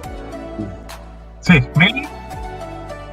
por ejemplo, dentro de la estética como occidental, el occidente siempre se trata de captar la belleza dentro de la luz. O sea, ahí capturamos, claro. Pero el japonés trata de capturar la belleza, pero un equilibrio, entre luz y oscuridad. Bueno, ahí está esa maravillosa obra de Tanizaki, que es el elogio a la sombra, que lo explica muy bien, que lo escribe en el periodo Meiji, en una época que estaba surgiendo la energía eléctrica. Entonces las casas estaban empezando a iluminarse con bombines, ¿te fijas? Y él empieza a hacer y empieza la noche a convertirse en día, las calles iluminadas de noche, y él hace como mucho como de estética tradicional que puede traducirse a través de la lectura de ese libro. Él dice que dentro de la estética tradicional la sombra es muy importante, la sombra suave. Uno asocia un ambiente en nuestras casas, cuando hay una luz suave con velas, por ejemplo, uno la asocia en su imaginario quizás a una escena romántica. En cambio, los japoneses tradicionales veían como cierta belleza en estos ambientes suaves. De luz suave, perdón. Entonces eso es muy interesante, ese texto. Sigamos, Paulo, creo que estoy terminando por fin. Sí. Y esto es a propósito de los temas medioambientales.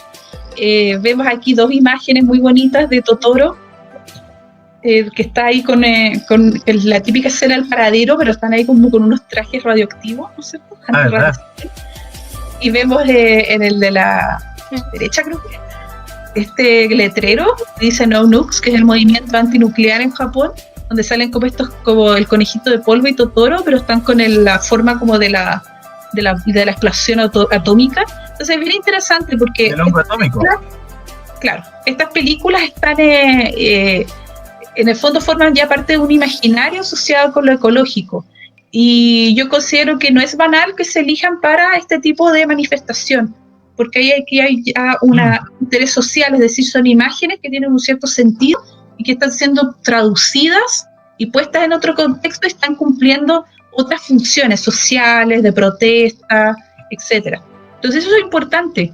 Después de Fukushima hay un movimiento muy importante antinuclear en Japón, han habido protestas, manifestaciones masivas, etc. Antes el movimiento antinuclear existía en Japón, pero estaba más asociado con personas que se oponían a las armas nucleares. Eran principalmente los sobrevivientes de las bombas atómicas, etc. Claro. Pero hoy en día hay también un movimiento que está en contra de la energía nuclear, que es lo que pasa en relación a todo este tema que pasó después del desastre de Fukushima, que de alguna manera cambió un poco el paradigma en Japón con respecto a la energía nuclear. Obviamente antes la energía nuclear tenía muchas más, apoyo popular, y ahora tiene muy poco. Es súper complicado el tema en Japón. Propusieron que iban de aquí a ciertos años a ya no depender de la energía nuclear, pero es muy difícil porque, claro, uno dice energías renovables, energía solar, ¿no es cierto? Y claro, yo lo personal creo que son alternativas viables, pero no es llegar a implementar de un día para otro. Claro. Sobre todo en Japón, que es un país que tiene mucha población, ¿no es cierto? Ciudades grandes, el imaginario de las luces de las calles, tiene una demanda energética muy alta. Han tratado de reducir el uso de las plantas nucleares, han tenido que reactivar las que son termoeléctricas, las que usan carbón. ¿Ya? Pero el carbón ellos lo tienen que importar, entonces les sale más caro y contamina más, entonces es súper complicado. Sí, es la crisis que se viene ahora, la crisis energética justamente. ¿De dónde sacamos más energía para mantener estas ciudades? Entonces, siguiente. Bueno, en ese sentido también hay todo un movimiento que es global, ¿no es cierto?, de sustentabilidad. Sale mucho en la televisión, yo veo mucho la señal internacional de la NHK. Se da información de muchos emprendimientos que tienen, ¿cómo se dice?, que trabajan con alternativas sustentables. Tienen que ver con reciclaje, ¿no es cierto? Se hace mucho. Pero bueno, es un tema que es global, ¿no es cierto? La crisis medioambiental es un tema que nos cruza a todos. Sí. Y también esas ideas, terminando ya con estos futuros apocalípticos, esta película que es Castillo en el Cielo, que es bellísima, ¿no es cierto?, donde sale esta isla flotante que fue una gran civilización, pero ahora está abandonada. Entonces muy interesante porque ellos llegan, los niños, los protagonistas, a esta isla, y en la isla hay vida. Nuevamente esta idea de que la naturaleza están los árboles, están los animalitos, están los pajaritos, y está la tecnología también, están los robots que cuidan este lugar, que mantienen este lugar andando. Lo que no están son los seres humanos. Como diciendo, nosotros somos los que nos vamos, la naturaleza va a seguir existiendo, pero los que si no cambiamos nuestra actitud, nosotros somos los que vamos a dejar de existir. Entonces ahí también hay un mensaje. Una cita de Castillo en el Cielo, que es bellísima, porque ahí se sabe que esta niña, esta protagonista, viene de heredera de este clan que vivía en las alturas, pero que finalmente perecen, no permanecen como civilización. Y ella decía que en su valle, ellos son como que retoman como esta sabiduría ancestral, y ella dice que en su valle cantan una canción que dice: planta tus raíces en la tierra, vive junto al viento, soporta el invierno con las semillas, y canta en primavera con las aves. Tus armas podrán ser poderosas y tus patéticos robots muchos, pero no pueden sobrevivir lejos de la tierra. Entonces, nuevamente, esta idea de coexistencia, de la naturaleza colaborativa, ¿no es cierto?, entre hombre, o sea, una colaboración entre hombre y naturaleza. Ese es como el mensaje. Y con eso termino. Por fin. Mati, genial. Muchas gracias, Mati, por la maravillosa presentación. Necesario, interesantísimo va a ser Rol del Japón. Aquí, cuando hablamos siempre de arte y estas películas, cultura pop, siempre es una mirada holística, que es la que le damos aquí en Japonista. Entonces acá hablamos de arte, hablamos de medio ambiente, de Shinto, de budismo, espiritualidad, costumbre, y genial. Como siempre yo digo, que para analizar estos temas de Asia, especialmente Japón, uno puede hacer las conexiones interdisciplinarias y aprender mucho de esto. Y un tema muy vigente, por supuesto, el tema medioambiental, con el que terminaste tú con esta última diapositiva. Así que yo, satisfecho, contento, aprendí más. Me llevo harto spoiler también cuando vi algunas películas que no he visto, pero bueno, trataré ¿No has visto todas las películas, Paulo? Me parece no he visto todo Ghibli. Reconozco que no he visto todo Ghibli. He visto harto, pero no todo. Todo esto. Ahora están todas en Netflix, además. ¿Ah, sí? Sí, son todas. Es que tampoco tengo Netflix, qué vergüenza. Estamos mal. Yo era consumidor mucho de estas páginas que no nombraremos, pero que todos saben, de estas páginas que han sido perseguidas estos últimos años, donde uno tenía sus animes favoritos ahí. Sí. Así que No, no pero dependía. son, bueno, yo no hice referencia a todas las películas. Hay películas que se escapan de estos temas, que tienen más que ver como con estos referentes europeos, Exacto. de estos mundos mágicos, y estas como narraciones que tienen que ver como con la idea del héroe, ¿no es cierto? Sí. Pero claro, no las mencioné todas, mencioné las que tenían como que ver con esta temática más como ecológica y tradicional, ¿no? De naturaleza. Yo me acordé harto de una de mis series favoritas de infancia que tengo aquí, me la compré en DVD, es, como te dije al principio, Conan, el niño futuro. Me encanta esa serie, también es posapocalíptica, algo distópica, y que te muestra a este niño, claro, cómo se enfrenta a la ciudad de industria, que es una de estas pocas ciudades industriales que quedan posapocalípticas, y tiene que ir a rescatar, ahí tiene a su amiga, que es la hija de uno de estos jefes que está muy aliado con esta ciudad, y te muestra el tema de los tsunamis, de que las ciudades se están hundiendo, que los continentes también se hundieron a causa de la guerra. Hasta el día de hoy me encanta. Yo vi algo de eso hace tiempo, pero tendría que volver a verla. Sí, es maravillosa y tiene un mensaje muy contemporáneo de lo que pasa hasta el día de hoy, muy contemporáneo. Así que ahí recomendable, recomiendo yo. Esa sería, hablando de recomendaciones, ¿verdad? Para terminar entonces las recomendaciones japonistas, ya que hablamos de harto Ghibli, eso, yo les voy a buscar una imagen mientras. Pasemos entonces a las recomendaciones japonistas. No sé si alguien alcanzó a pensar en sus recomendaciones. André, tú que siempre es la que tiene más a mano las recomendaciones. O si alguien tiene preguntas también para terminar. Fabuloso, ¿son de libros siempre? No, puede ser de anime, de cine, de videojuegos, libros, Sí. lo que quieras. Revistas. Claro. Yo puedo recomendar un libro. ¿Ya?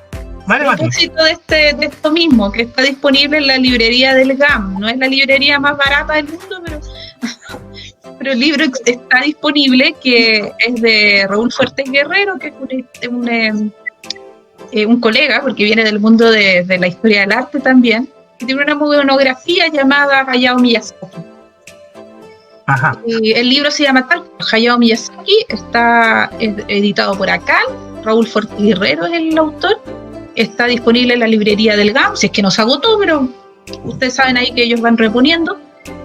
Y él hace un análisis pero de Miyazaki, por lo tanto deja un poco de lado las películas de Takahata, ¿no es cierto?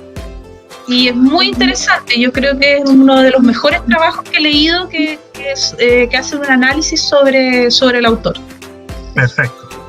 Ahora tengo imagen entonces para mostrar. Ahora sí mi recomendación. Mira, aquí les voy a mostrar, para los que no conocen, esta serie que es, y la última vez que yo la vi en televisión aquí en Chile fue Pipiripao en los 90, mediados de los 90, y el nombre original en japonés de esta serie es Mirai Shounen Conan. Esta es del año 78, transmitida originalmente por NHK. Me encanta esta obra, me encanta esta animación, y después cuando descubrí que era de Ghibli, más me gustó. Hay otra imagen ahí que les voy a compartir. Déjenme aquí compartirles esta otra imagen. ¿Por qué me encantó esta imagen? Primero por el impacto de esta mezcla que muestran acá. Tenemos una humanidad rústica, que se nos muestra que una humanidad que está después de un conflicto de un mundo hipertecnologizado, pero que en los paisajes vemos, por ejemplo, de este tipo de armamentos, naves, que se usaban para esta guerra. Y están ahí como un vestigio de un conflicto pasado que hubo ya hace un buen tiempo, y la naturaleza como de a poco está empezando a absorber esto, a desintegrar este armamento que fue usado por la humanidad misma. Sí, me encanta esto. Mirai Shonen Conan, del 78, para el que quiera ver un anime de Ghibli, de los buenos, ahí lo tiene. Esa sería mi recomendación. Doy el pase para otro japonista.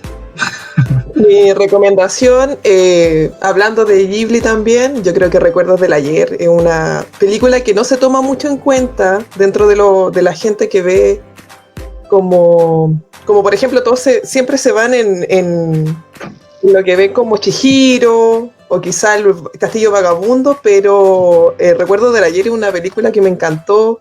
He sacado muchas referencias a mi padre, por ejemplo, con esta película.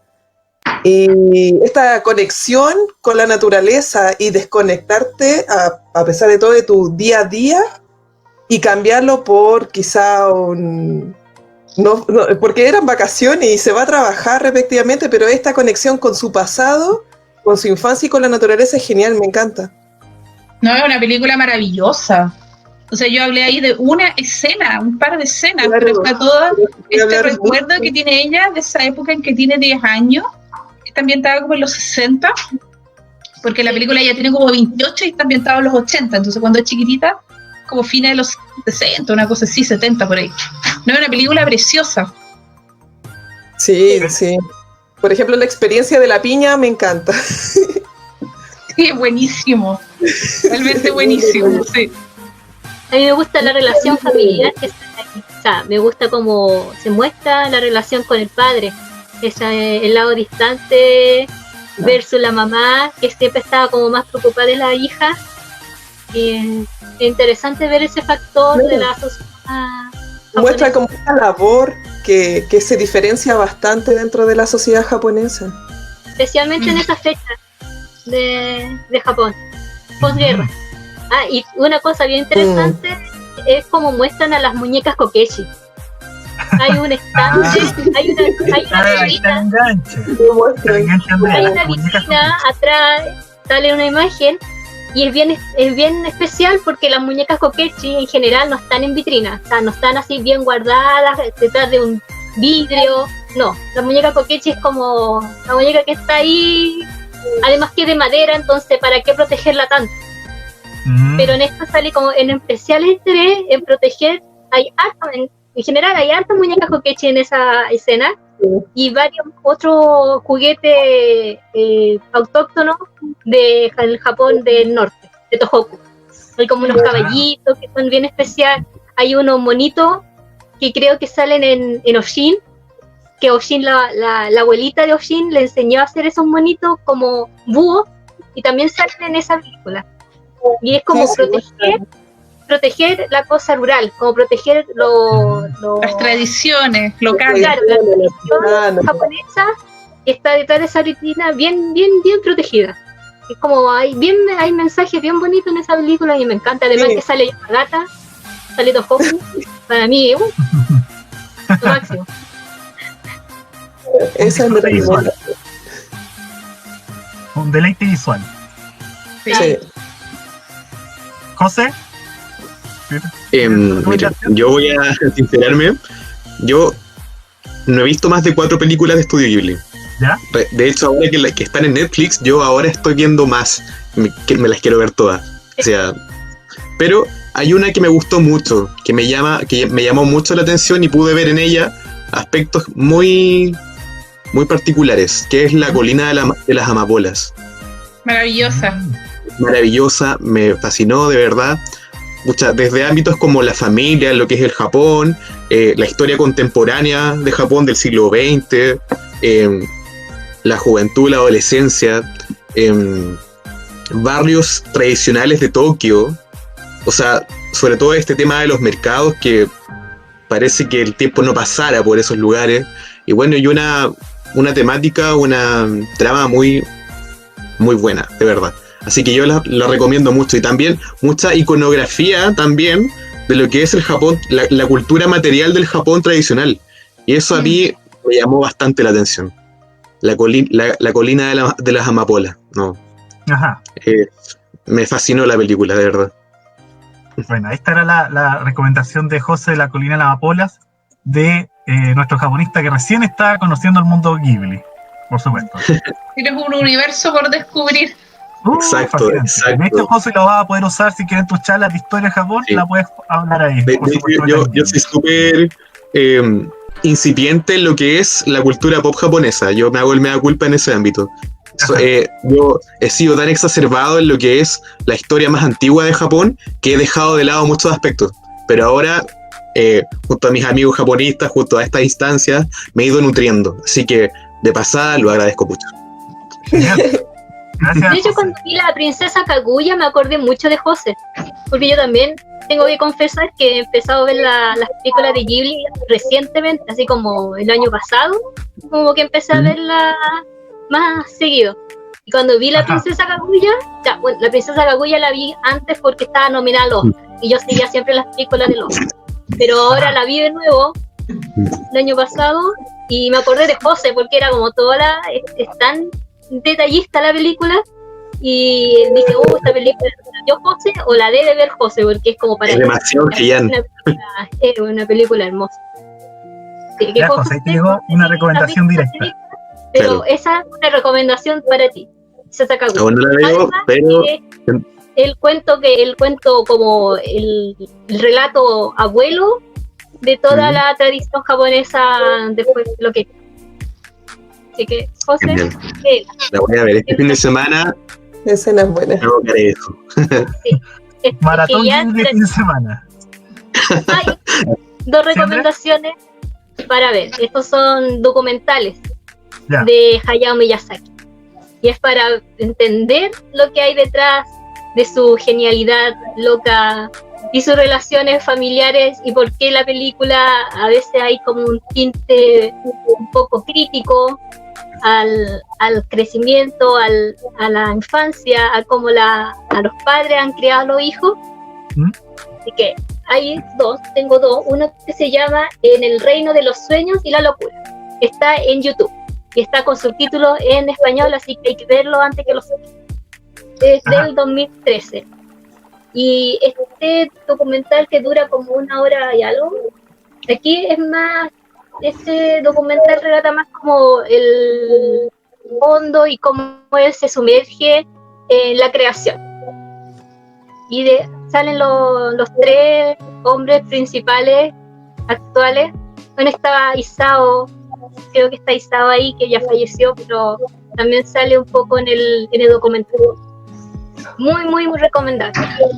Ajá. Y el otro documental está disponible en la página de la NHK, se llama 10 años con Hayao Miyazaki. Buenísimo ese, sí.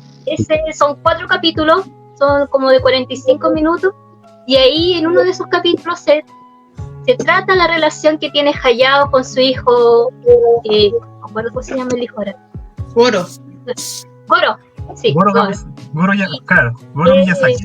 Es muy, muy interesante como esa cosa japonesa de que Goro quiere seguir sus pasos, pero Hayao que no, lo frena, y cuando hace el Goro igual hace la película y él va a la presentación y como reacciona la relación entre Miyazaki.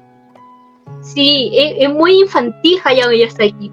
Es muy genio, pero es muy, muy infantil y yo no lo sabía. Cuando vi este documental fue como, no puede ser que un hombre sea así. No, es jodido. Sí, como persona es súper jodido, sí. Sí, es jodido. Sí, una persona súper complicada. Es un genio complicado, hay que entenderlo así. O sea, como autor y como artista es un genio, pero como persona es compleja. Es que además tuvo como la infancia fue jodida de él, lo que pasó con la mamá, entonces como que hay todo un tema de infancia ahí y que se sale en las películas. O sea, si uno pone mucha atención, se ven en las películas esos destellos de su vida de infancia juvenil. Así que esas 2 recomendaciones documentales disponibles, están gratuitos, están con subtítulos en español para que lo vean. ¿El de la NHK también? ¿De la NHK? Sí, ese también está con subtítulos en español, porque yo he visto la NHK que los pone en inglés. No, yo los vi en español, están hasta en chino. Ah, claro, ellos tienen como algunos videos que tienen como varias opciones de idioma. No, estos están en español, los 4 capítulos. Claro, y ahí están los idiomas. Está en inglés, chino simplificado, tradicional, francés, portugués, español, tailandés, turco y vietnamita. Esta página es excelente si ustedes quieren saber más sobre cultura japonesa, tradicional o contemporánea. Yo rescato un programa que tienen que es sobre cultura de Kioto, pero ahí los videos en general están solo con subtítulos en inglés, por si acaso. Si a alguien le interesa y más o menos se maneja con inglés, es una muy buena opción. Se llama el programa Core Kyoto. Ya. Y son más de 70 capítulos. Y está en esa misma página, ¿no? No, ¿dónde está? En esa misma, sí. Ya. Buen dato, otra recomendación ahí. Ahí tenías una buena recomendación, pues, Mati, ¿ves? Otra más. Es cultura tradicional de Kioto, entonces habla, por ejemplo, de comidas, habla de artesanías, ¿qué más? Festivales, y son programas interesantes y son bien puntuales. Por ejemplo, hay uno que se llama, yo me los vi casi todos, creo, hay uno que se llama No, o de teatro No, pero no popular. Entonces, ¿de qué manera la gente común puede disfrutar del teatro No? Entonces mostraban, son cosas bien quizás más puntuales, que la mayoría de la gente no hace, pero precisamente lo muestran para que más gente tenga interés. Entonces, por ejemplo, salía la gente que hace No de manera aficionada, que eso no se conoce. Pero claro, lo hacen teatro No, pero de manera aficionada, entre ellos. Entonces eran un club de viejitos que ensayaban los diálogos, otra era una presentación de No, pero en un contexto escolar, hecho por niños. Muy interesante. Sí, aquí estamos mostrando el catálogo de lo que hay en esta página y es bien amplio. Mira, ahí bien está amplio. El programa, debajo del recuadro rojo tienes los programas Core Kyoto. Ya. Sí. Ahí está el que recomienda Matilda, claro, 73 episodios, justamente ahí. Esto, buen dato entonces esta página, la guardaré. No tenía idea de su existencia de NHK que tenía estos grandes aportes. Bueno, para leer los últimos comentarios antes de despedirnos, ahí está Juan Manuel. Muchas gracias, Mati, gracias por revelar a Ghibli. Nos vemos pronto. Cariños, Juanma, te queremos. Mare Crimen también, que siempre nos acompaña, nos dice: me queda como reflexión final, como humanos hay que usar las tecnologías de manera responsable en consonancia con la naturaleza, pues esta siempre sobrevivirá y nosotros puede que no. Esto es lo que excelente reflexión, excelente. Ajá. Y eso, entonces, después de 2 horas de programa, un especial 2 horas Ghibli sin querer queriendo, nos despedimos entonces. Muy interesante el episodio, por supuesto. Gracias Mati por Paulo, gracias por la invitación. De nada, gracias a ti por aceptar nuevamente esta invitación. Algo encima, pero bien. Sí, bien encima. No, pero la otra vez fue peor, fue en el mismo día. Disculpen que yo hablo como poseída, como que no voy a parar más. No, pero está bien. Sí, justamente este programa, este podcast es para eso. Aquí no hay mucha presión de tiempo, no hay presiones externas. Así está bien. Para una instancia distendida para hablar estos temas. Así que gracias, Mati. Nuevamente, si tienes algún tema que quieras comentarnos más adelante, por supuesto estás invitada a participar aquí en estos podcasts, que parece que va a tener muchos más episodios, así como vamos a seguir existiendo, así que hay episodios para rato. Sí, claro. Así que muchas gracias, Mati, y me gracias, Matilde. Saludos. Gracias a ustedes. Chao. Así que chao, nos vemos hasta el próximo viernes. Chao.